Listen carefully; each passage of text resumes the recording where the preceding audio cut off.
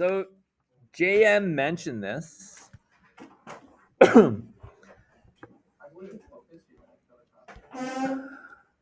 So if I have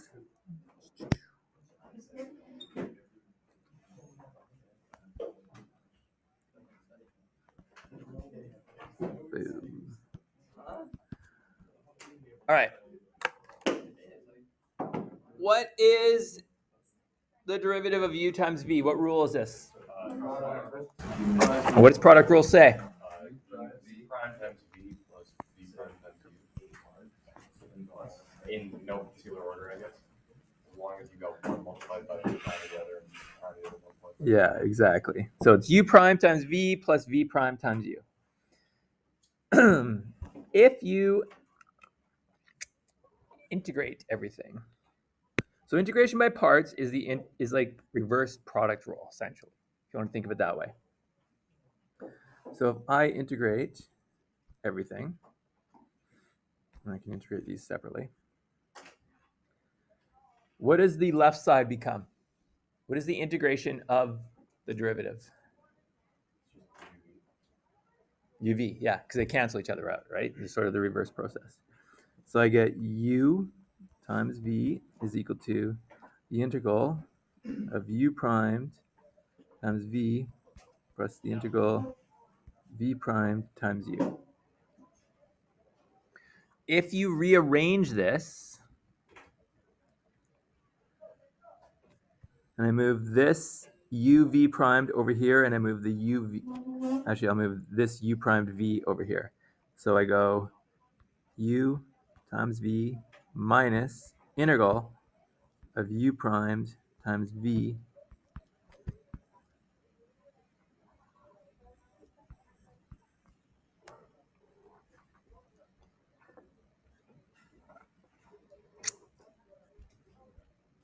That's essentially the integration by parts formula, but I'm going to write it slightly differently.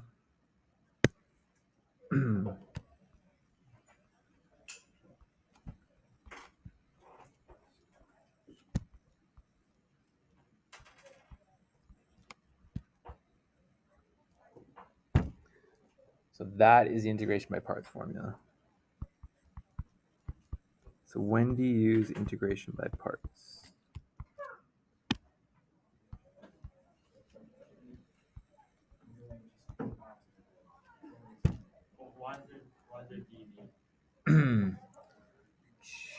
This one? Yeah. I'm rewriting that as approximately dv, the derivative. Wait, so does that essentially say that like the integral of u, goddamn Noah.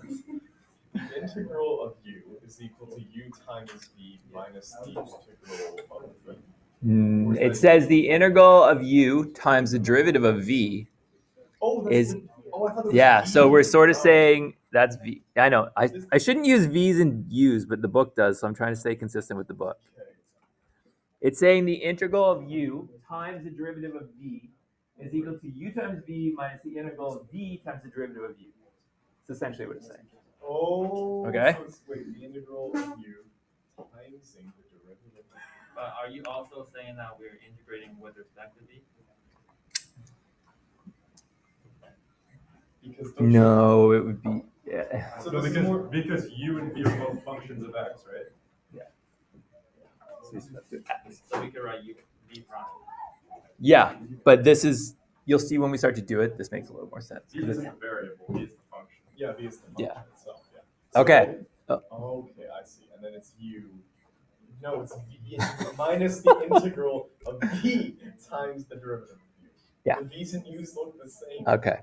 I know the v's used, it's not the greatest nomenclature, but okay. When do you use this? This is the key part. When do you use integration by parts? It is used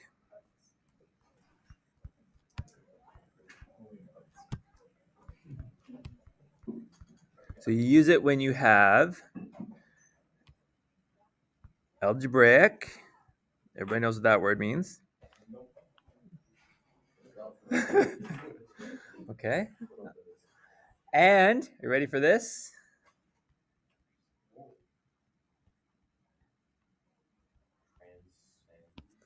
What is transcendental? Transcendental functions.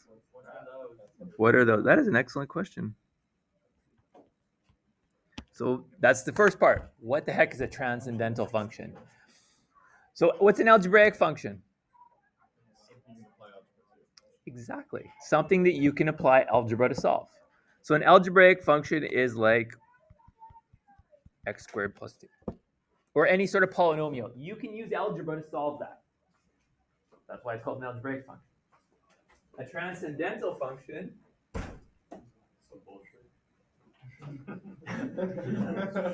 is a function that essentially transcends algebra. You cannot use algebra to solve it.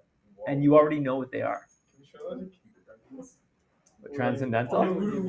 They don't even know algebra yet, kindergartens. When do you get taught algebra? Is that grade like 8? 6, 7? Okay, so like grade 10s who've known it for a bit and are like, okay, algebra's how you do it. We should show them this.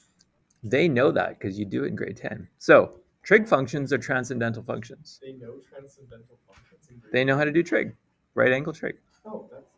Yeah. Trig functions, because you need special rules to solve a trig function. What else? What would else be a transcendental function? Log functions.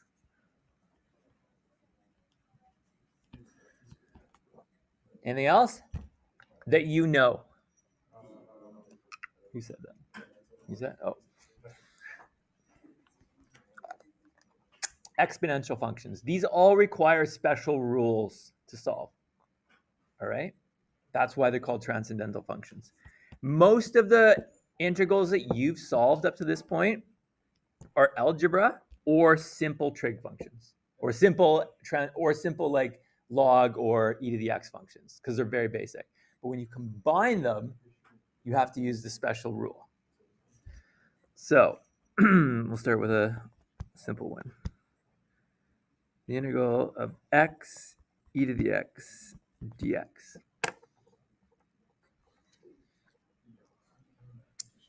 At first, you want to do u sub, because that's the only thing you really know. So if you did u sub, don't write this down, but if you did it, what would u be? What would you want to make u? Okay, so we make u equal to x. So du is equal to dx, which then gives you u e to the u du. It's the exact same function. So that doesn't work.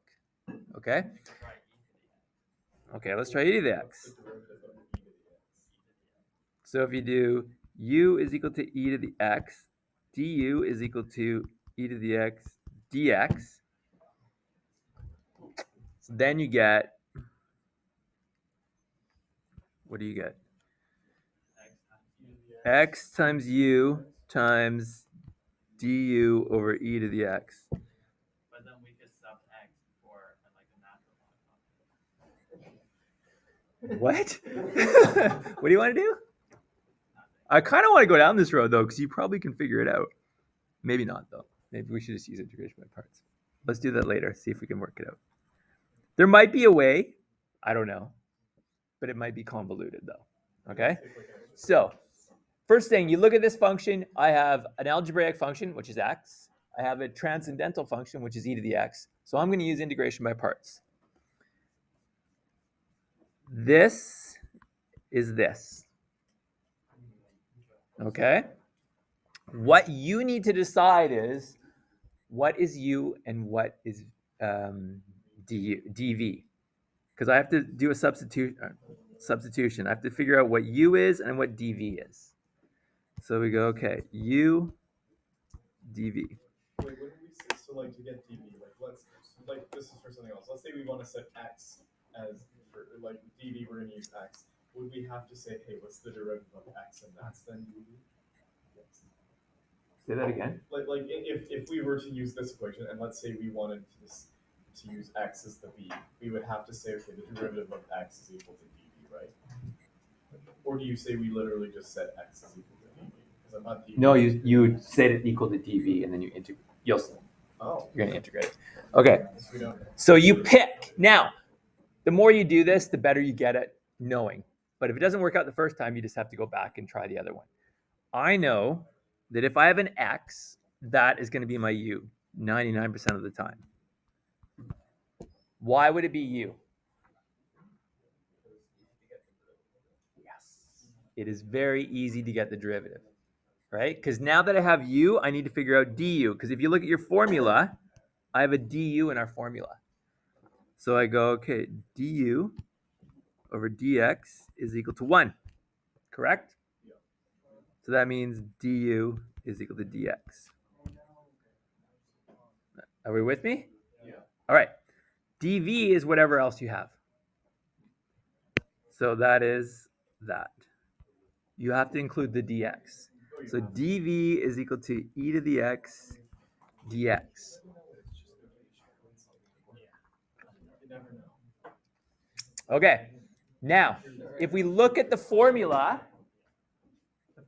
is u times v. There's no dv in this formula. So I'm going to change this dv to a v. How do I do that? You integrate it. So I integrate both sides. What's the integral of dv? Nope. V.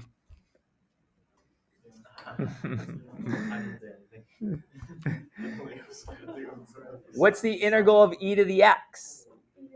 E to the x. We'll just save the plus c for the end, because you can just combine them all together. So now I got v is equal to e to the x. So I know v, I know u, and I know du. So I can now plug it into our formula. So the formula is u times v minus the integral of v du. So u was x, v is e to the x, minus the integral of v, which is e to the x, times du, which is dx. Wait, we have to write it as the integral. Oh, wait, never mind. Because that's the formula, right? So we're not done yet. What's our last step? This is what we have right now. You have to integrate e to the x, which is ex. Do we care about plus c or? Yes, we do. Okay. So once you've done that, then you add your plus c. You can do plus c's all the way through, but then you're going to combine them all together, and which just gives you c anyway. Okay? So that means the antiderivative of this is that.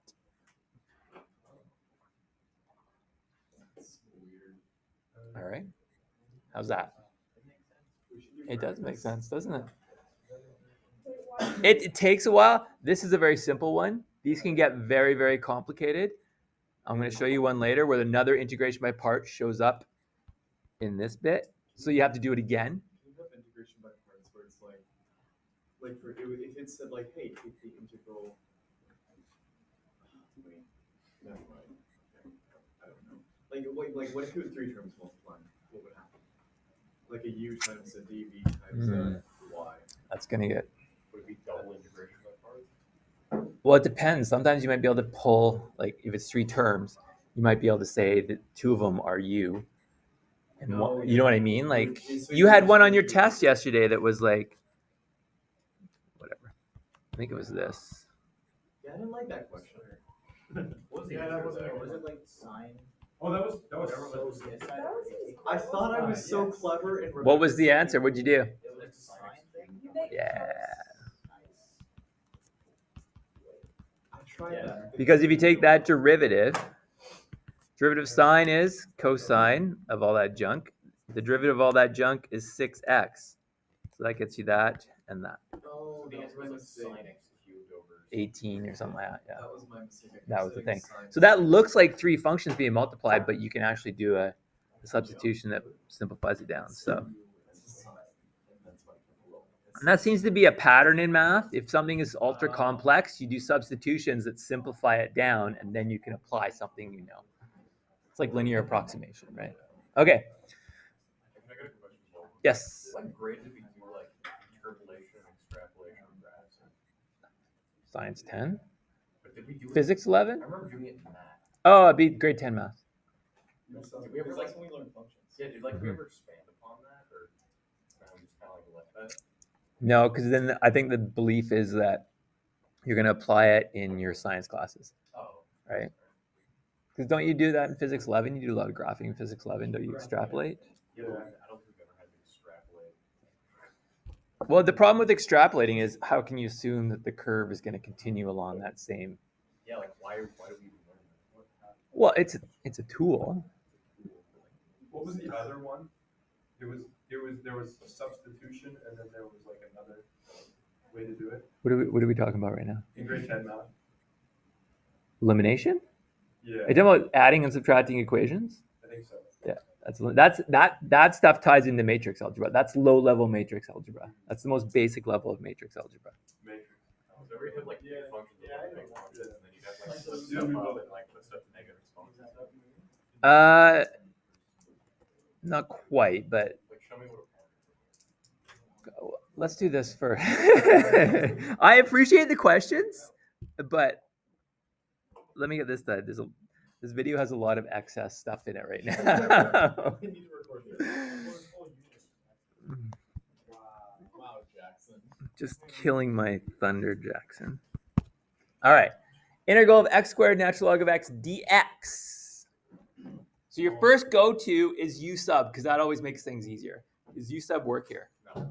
No, because if you make u equal to, don't write this down, if u is equal to x squared, du is equal to 2x dx, that doesn't help us. If I say u is equal to the natural log of x, what's the derivative of the natural log of x? 1 over x dx, which doesn't happen. That doesn't help us either. All right, so we got to go to integration by parts. Also, because it's an algebraic function and a transcendental function. Wow. I'm gonna call it something really bad. Yeah. Okay. So, what is u and what is dv? We should say you would squared. You want u to be x squared. Yeah. No, smile like. Don't write this down. No, don't do it. What is the problem of making u x squared? It means dv has to be natural log, right? Yeah. And then what do you have to do with dv? You have to integrate it. Yeah. You don't know how to integrate the natural log function. We don't? Nope. Because we need it by parts. Oh. I will actually show you how to integrate the natural log function with integration by parts. But you can't do it. So if you have a natural log, that's actually a hint. If you have a natural log in your integral, that's going to be u. Does that make sense? Because you don't actually know how to do it for now. I mean, if you go on, there's other ways. But so u is going to be the natural log of x. dv is going to be x squared. I love how Mr. Baldwin 5 minutes ago was like, oh yeah, always make UX. Except for, well, for those 5 minutes, it was always right. See, out of these two examples, 50%, which doesn't seem like always. The problem is if you have a natural log, u has to be the natural log. Natural log messes everything up. Isn't there a DX floating around there? Thank you. All right, what's du? What's the derivative of the natural log?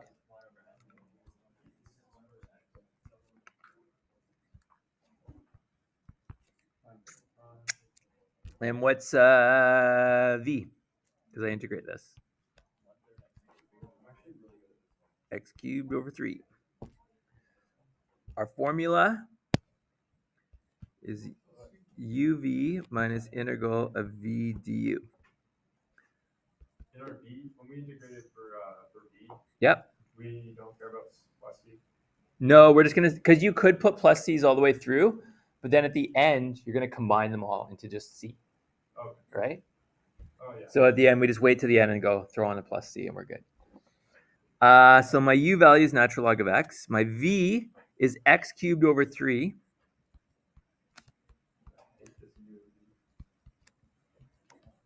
Integral of v, which is x cubed over 3, du, which is 1 over x dx. Not Wait. integral. Integral of V. Wait, what? Does that make sense? Why is it V? Oh, we take, oh. Are we okay? Yeah, no. Okay, so we're going to simplify the integral.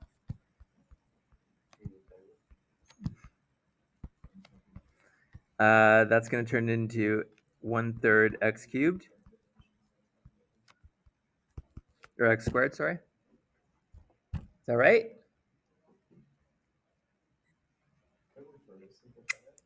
I just simplified it and pulled out the 1/3. Now we can integrate the x squared. It canceled because you got x cubed. I don't know who said that. Yeah. That. All right. So now what's the integral of x squared? X cubed over 3. And then there's already a 3 there, so I'm going to write x cubed over 9. Tack on your plus c, and you're done.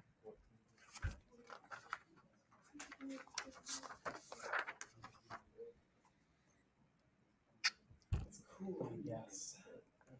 Why do you want this? To solve more integrals. Is there a reason? And that really doesn't seem like a justifiable. Like Mr. Baldwin, would there be an instance, because like u times v minus the integral of v times the derivative of u, that equals the integral of u times the derivative of v.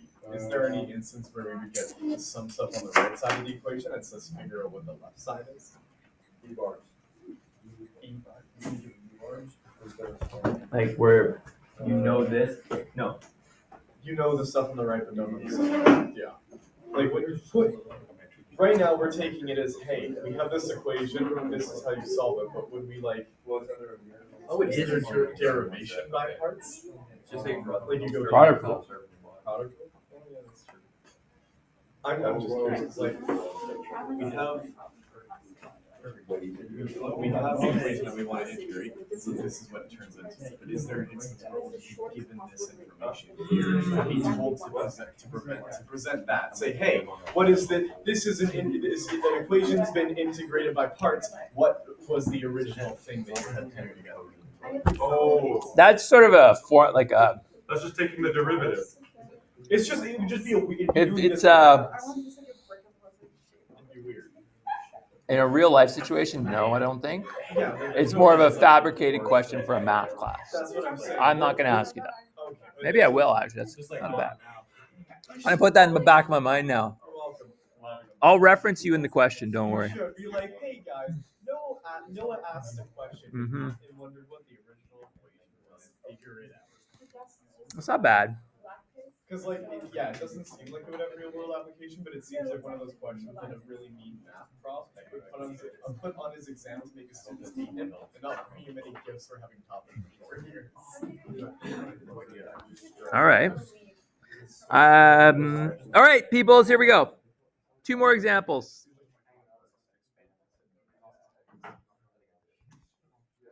X squared sine of x dx.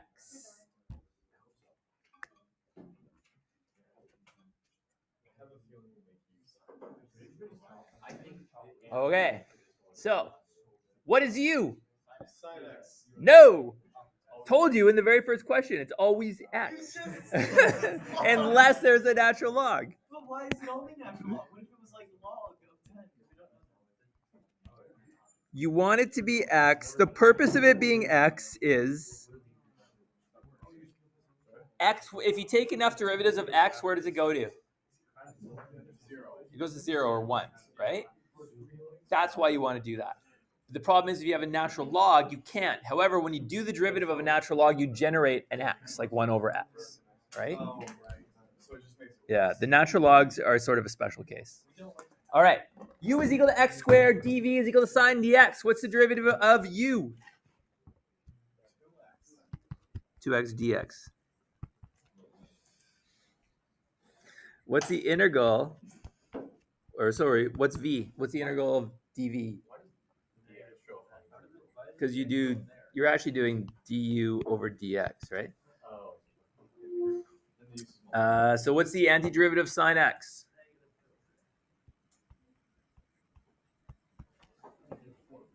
Right? Does everybody agree? Okay. Whoa. No. Because the derivative of cosine is negative sine, right? So you have to have that negative cos there. Okay. So we go u v minus integral v du. Plug it in.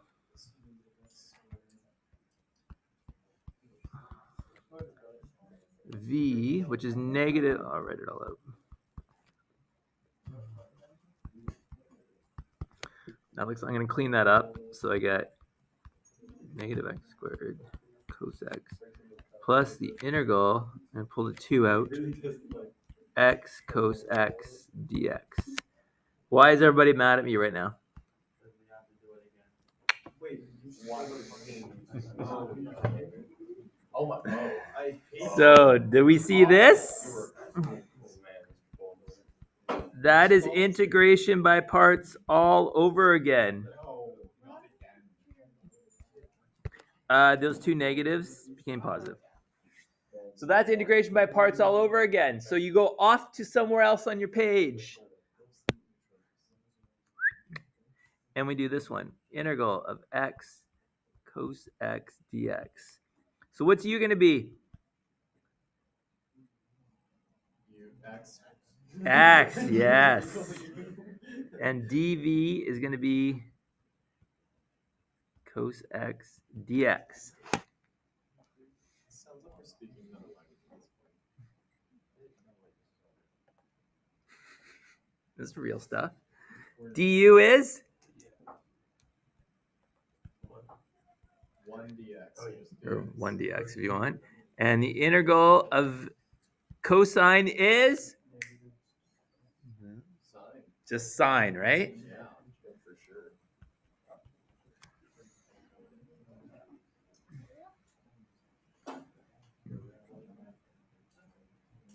All right. So then this is okay. So when you do these things, you have to kind of be organized here. So now this stuff, just this stuff in pink, I'm going to do it all in pink. We have to write out the integration by parts formula. So I get u times v, so I get x sine of x minus the integral of v du.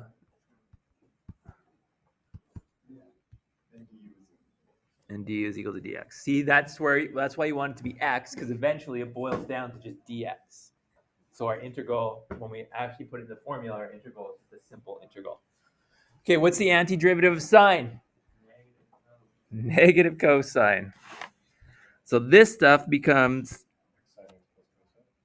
yeah, x sine x plus cos of x. What do I have to remember to bring down? Nope. And the 2. All of that has to sit in front of it, right? And c. So then it's negative x squared cos x plus 2 times that plus c.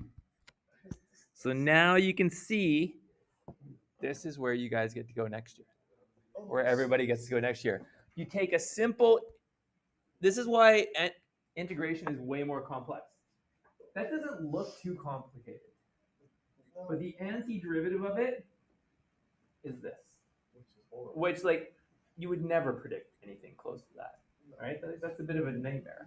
I mean, with trig identities, you could probably manipulate it and stuff, but yeah, this is why trig is harder, because one, there's all the identities you have to remember, and you can manipulate things, and you can't use algebra, so you start to have to use these special techniques to solve things. All right, I got one more to show you, and then we're done. All right, this one deserves to be in Galaxy. I was leaning towards Galaxy. Here we go. Galaxy. Wow. Why is it 4? Oh, I don't like this. Are we on 4? Yeah, I actually followed the numbers correctly today.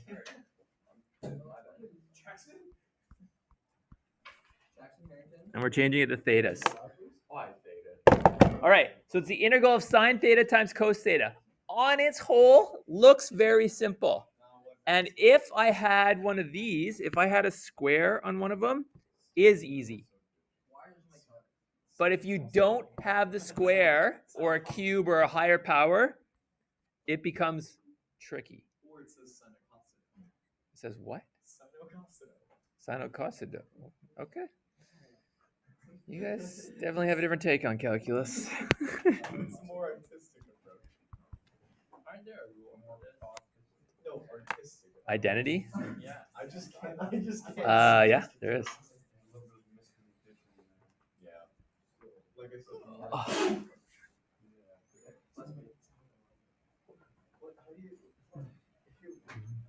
Does it matter which one we make you? Well, let's pick. What do you want you to be? Make it sign because then you Sign? Yeah. Because why? Because then you don't have to worry about a negative product. Oh, see, that's thinking. All right. So that sounded condescending. Sorry. So du is equal to cos theta d theta, and dv. What's dv? Cos theta d theta.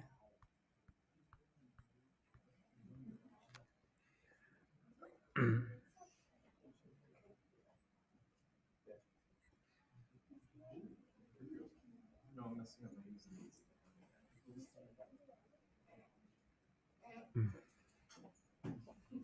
All right. What's v? Sine theta. All right, so plug it into our formula. U v minus integral v du. I sounded way too excited for that How do we know cos theta d theta is dv? because it's the only thing that's left over. Right? If you say this is u, then this has to be dv. So I get sine theta times sine theta, uv, which is sine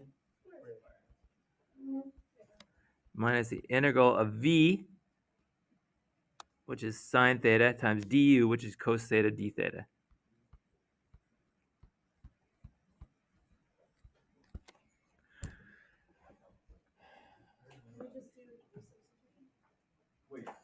What did I just generate?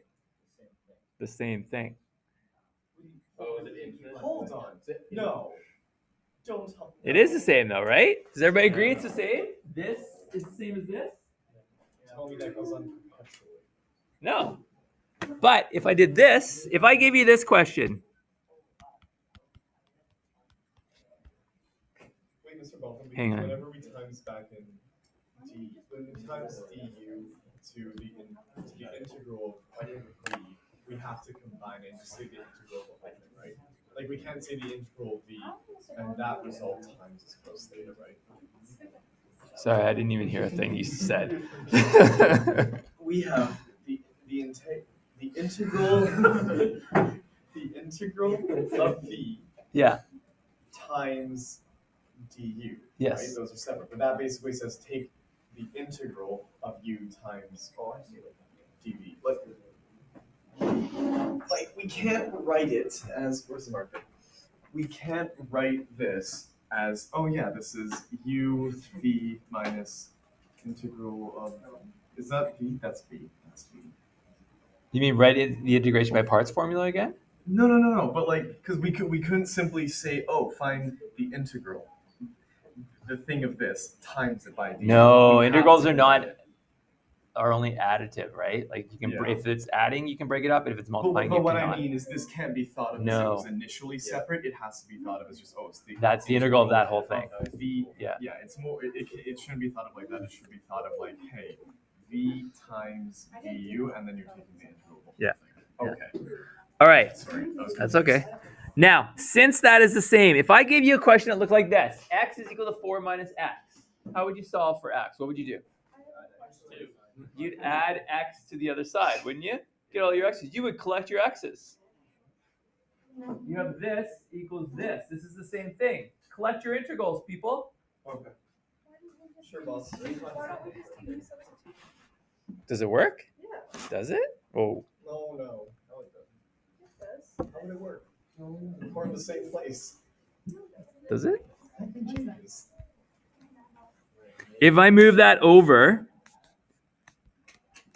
I get 2 integrals of sine theta cos theta d theta is equal to sine squared theta. And then what do? Divide off the 2. That thing that's on the right, the minus the whole integral there, it's already on the left. What? Tack on a plus c. Because of the fact that it's repeated. That's a trig identity. Oh, so there's 2 other ways to solve it. I know. So there's another way to solve it. You don't have to copy this. The trig identity is, if you remember trig identities, does anybody remember trig identities besides Leo? Sine 2 theta is equal to 2 sine theta cos theta. It's a double angle identity, if you remember that. So if I'm looking at this identity here, if I want to work backwards, go away. If I had a 2 there, right, then that matches this identity, right? But you just can't put a 2 there, so you'd have to have like a 1/2 out front. So this integral could turn into 1/2 the integral of sine 2 theta, d theta.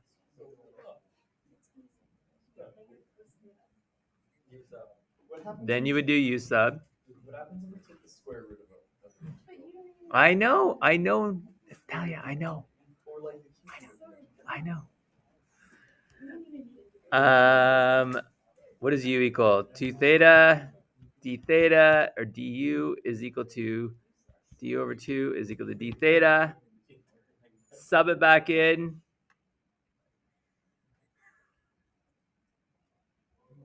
Why am I pausing?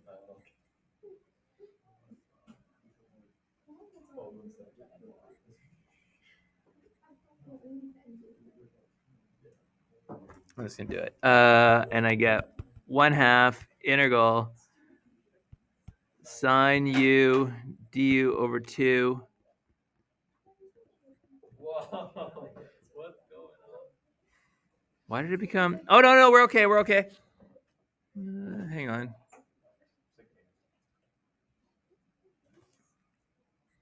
Hey, why is this not working? Because we put u back in and then expanded the other at the end. Hang on. Yeah, let's just do this. Okay. So I get, what's the antiderivative of sine? Negative cos.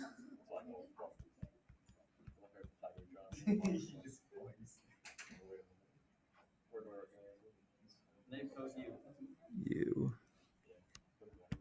Which is negative 1/4 cos. And then there's another trig identity for cos. Yeah, thank you. Yeah, it's sine squared minus 1.